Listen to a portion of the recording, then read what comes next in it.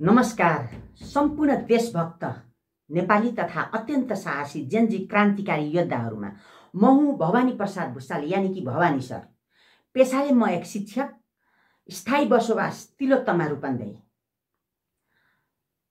सर्वप्रथम भाद्र 23 र 24 गते सञ्चालन भएको जेनजीहरूको अद्वितीय क्रान्तिमा शहादत प्राप्त गर्नुभएका सम्पूर्ण शहीदहरूमा हार्दिक श्रद्धाञ्जली तथा उहाँहरूको परिवारजन प्रति समवेदना व्यक्त गर्दछु। प्रिय भाइ बहिनीहरू, यहाँहरूको साहसिक आन्दोलन र उक्त आन्दोलनको साहसिक सफलताको लागि मनैदेखि धन्यवाद ज्ञापन गर्दछु। यहाँहरूको आन्दोलनलाई विभिन्न स्वार्थी समूहहरूले कुटिलतापूर्वक हाइज्याक गरेपछि विभिन्न सञ्चार माध्यममा आएका विचारहरू तथा बुद्धिजीवी भनिने व्यक्तिहरूबाट आएका सल्लाह सुझावहरू अर्थात् पक्षपातपूर्ण मनगणन्ते खालका सुझावहरू भएको र पुराना भ्रष्ट शासकद्वारा निर्देशित भएको कारणले यहाँहरू मिसगाइड हुन सक्ने सम्भावनादेखि ढिलै भए पनि केही विचारहरू व्यक्त गर्दछु। ती विचारहरूलाई म निम्न 4 भागमा विभाजन गरेको छु। नम्बर 1 मा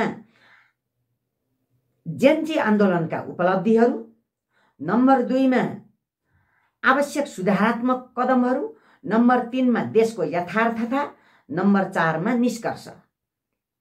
अब नम्बर 1 मा जाउँ। जेनजी आन्दोलनका उपलब्धिहरू। नम्बर 1, उपलब्धि नम्बर 1, 2007 साल फागुन 7 गते जहानिया राणा शासनको विघटन र प्रजातान्त्रिक व्यवस्थाको उदयपछि उदाएका 90% भन्दा बढी विभिन्न दल सम्बद्ध नेताहरूको भित्री योजना अनुसार आफूहरूले पनि राणा शासकहरूले जस्तै जहानिया शासन बनाउने र त्यसपछि अकुत सम्पत्ति आफ्नो कब्जामा राख्ने लगायतका मुख्य उद्देश्यहरू देखिन्छ। त्यसपछि उनीहरू निर्मम रूपमा व्यक्तिगत लुछाचुडीमा लाग्दा 2/3 सरकार समेत असफल हुँदा 2017 सालको पञ्चायती व्यवस्था उदय भएको थियो।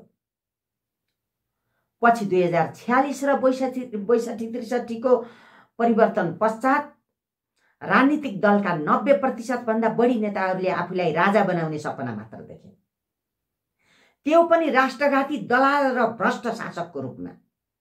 पछि बिस्तारै उनीहरूको गठबन्धनको स्वार्थ मिलिजुली रूपमा यस देशलाई लुट्ने मात्र रह्यो।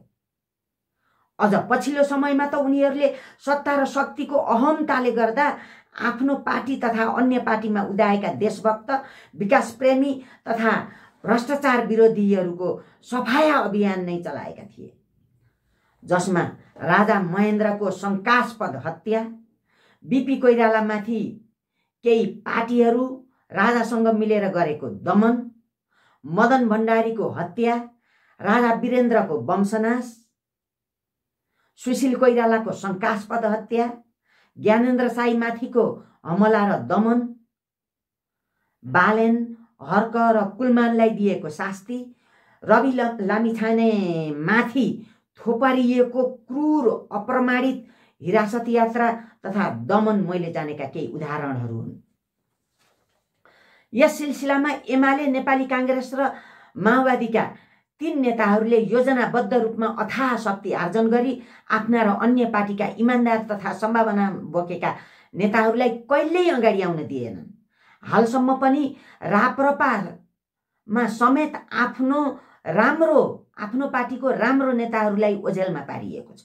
उदाहरणका लागि एमालेका ऊर्जा मन्त्री भई काम गर्न खोजेका नेता गोकर्ण विष्टलाई कहिल्यै अगाडि आउन दिइएन। सम्भावना बोकेका नेपाली काङ्ग्रेसका युवा नेता गगन थापालाई विदेशी दलाल, भ्रष्ट नोकरसाई नबनी बाँच्नै नसक्ने बनाइयो। यसरी सम्भावना बोकेका गगन थापालाई एमसीसीको मतियारको रूपमा प्रस्तुत गरेर र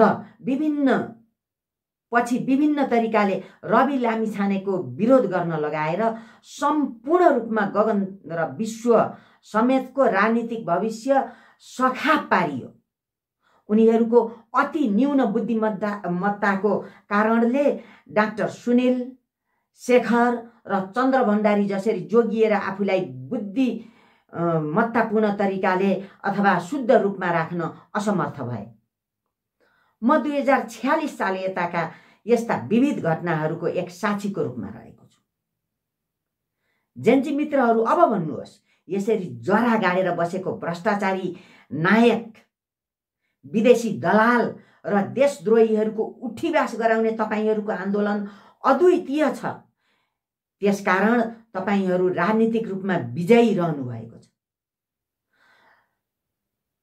उपलब्धि नम्बर 2, तपाईहरूको मुभमेन्टलाई हाइज्याक गरी बनेको सरकारमा विदेशी दलाल, देशद्रोही, भावनायुक्त तथा भ्रष्टाचारी पक्षपोषकहरूको बाहुल्यता भए पनि उनीहरूमा आफूहरूको पनि पुराना दलहरूको जस्तै गति हुने डरका कारण र आफ्ना पुराना कुकर्महरूको ढाकछोप गर्नका लागि भए पनि केही राम्रा काम गर्न खोजेको आभास भएको छ। जस्तै बाढी पहिरोको समयमा देखाएको जागरुकता। तैपनि उनीहरूको बानी अनुसारको त्रुटि जानी नजानी गइरहेको देखिन्छ। उदाहरणका लागि सुशीला कार्कीको प्रधानमन्त्री नबन्दै आएका जेन्जी मुभमेन्ट तथा रवि लामिछाने सम्बन्धी जेन्जी झुक्क्याउने अभिव्यक्ति र प्रधानमन्त्री बनिसकेपछि जेन्जीहरूको मागको व्यवस्था तथा क्रूर धरपकड तथा आन्दोलनलाई वैधानिकता दिने काममा गरेको ढिलासुस्ती लगायतका क्रियाकलापहरू। अर्को कुरा, सञ्चार मन्त्रीको आफ्नो मुख्य जिम्मेवारी जेन्जी आन्दोलनको व्यवस्थापन, घाइते, अपाङ्ग तथा शहीद परिवार भन्दा पनि कान्तिपुर र कोइला सिरोहियाप्रतिको मोह। यति हुँदाहुँदै पनि तपाईहरूको आन्दोलनको बेला बेलामा आउने झल्यास सम्झना र आफ्नो पनि उही गति हुने डरले केही सुधार गर्न खोजेको देखिन्छ। उपलब्धि नम्बर 3, तपाईहरूको आन्दोलनको सफलताको कारणले वैकल्पिक राजनीतिक शक्तिका रूपमा उदाएका रासपा, हर्क, बालेन र कुलमान लगायतका व्यक्ति तथा पार्टीहरूमा असीम उत्साह देखिएको छ। यद्यपि पुराना पार्टीहरूले उनीहरूलाई जुधाउने, फुटाउने कार्यमा अत्यन्त ठूलो लगानी गरिरहेका छन्। उपलब्धि नम्बर 4, तपाईहरूको आन्दोलनका कारणले गर्दा विभिन्न राजनीतिक दलहरूमा पुस्तान्तरणको बहस चर्को रूपमा उठेको छ। यद्यपि प्रचण्ड नेतृत्वमा पुराना पुस्ताका पार्टी तथा नेताहरूको राम्रै संगठन बनाउने प्रयास भएको छ। उपलब्धि नम्बर 5, तपाईहरूको आन्दोलनका कारणले विभिन्न राजनीतिक दलहरूले जेन वाई अथवा जेन जेडलाई केही प्राथमिकता दिए जस्तो देखाउन खोजेको प्रष्ट देखिन्छ। यद्यपि रासपाले यसलाई पहिला नै लागू गरेको थियो। सुधारात्मक कदम नम्बर 4, 16 वर्षको उमेरमा मतदान गर्न पाउनुपर्ने तथा संसदीय निर्वाचनमा उठ्नको लागि चाहिने उमेर 21 वर्ष कायम गर्ने कुरामा दृढतापूर्वक लाग्नुहोस्। कदम नम्बर 5, विभिन्न राजनीतिक दलहरूले गठन गरेका जेन्जी समूहमा छिरेर जेन्जी केन्द्रको तर्फबाट इन्क्लुसिभनेसका लागि कडा प्रतिवाद गर्नुहोस्। राजनीतिक दलका आसन्न अधिवेशनमा पनि जेन्जीहरूको दोहोरो प्रतिनिधित्वको लागि आन्दोलन छेड्नुहोस्। याद राख्नुहोस्, तातो गोली तपाईहरूलाई थाप्न लगाउने तर अवसर पाउने बेलामा खाडी धपाउने कुराको निरन्तरतालाई क्रमभङ्ग गर्नुहोस्। अब देशको यथार्थ। आदरणीय महान जेन्जी योद्धाहरू, अब तपाईहरू अरूबाट शासित मात्र नभई शासनको बागडोर सम्हाल्ने महान अभियानको अभियन्ता बन्नुपर्दछ। तपाईहरूको उमेर समूह बिना विगतका कुनै पनि आन्दोलनहरू सफल भएका छैनन्। त्यसबेला तपाईको उमेर समूहलाई विद्यार्थी संगठनको रूपमा प्रयोग गरिन्थ्यो।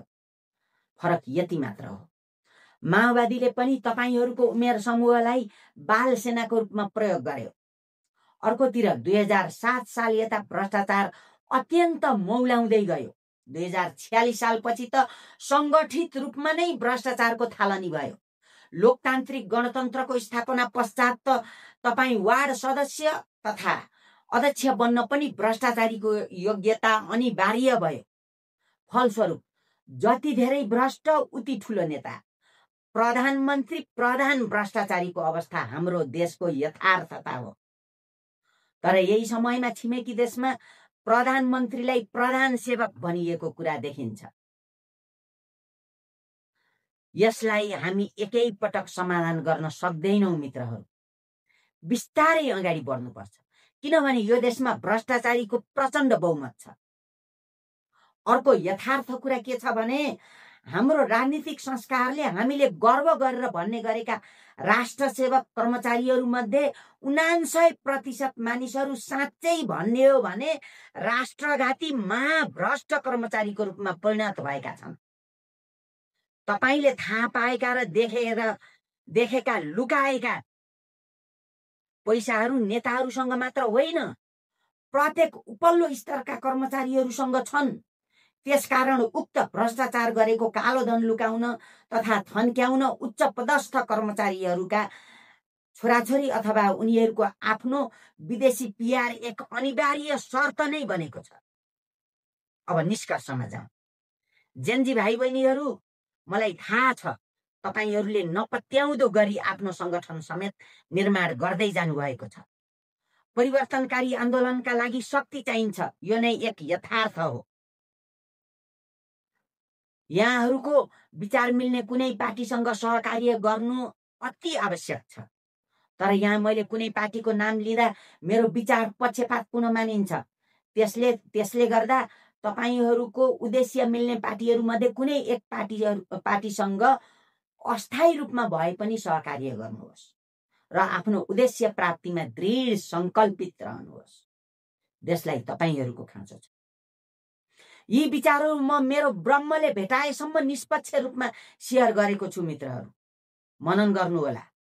साथै व्यापक लाइक, सेयर र सब्स्क्राइब गरी सम्बन्धित स्टेक होल्डर समक्ष पुर्याउन सहयोग गर्नुहोला। साथै यहाँहरूको अमूल्य सुझावहरूको लागि कमेन्ट मार्फत अपेक्षा गर्दै यहाँहरू सबैमा मेरो हृदयको गहिराईदेखि नै मुरी धन्यवाद ज्ञापन गर्दछु। हवस् त, म भवानी प्रसाद भुषाल अर्थात् यहाँहरूको विगत 32 वर्षदेखिको उही भवानी सर।